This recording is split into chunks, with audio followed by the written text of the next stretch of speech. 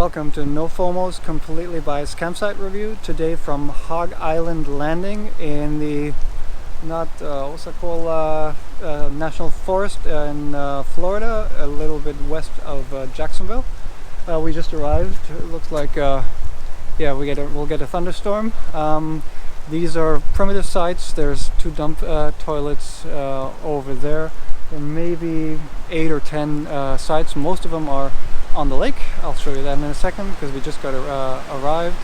I don't know how much yet because Sybille is registering, but I think it's about $10 a night without the National Parks Pass. With it, I think $650 or $660. Supposedly very quiet. We'll find out. What do we have here?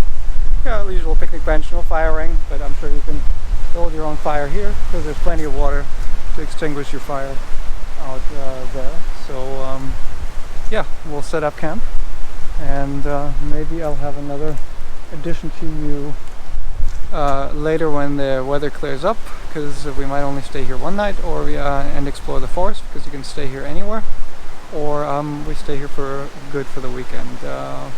Regardless, click like if you liked our campsite review.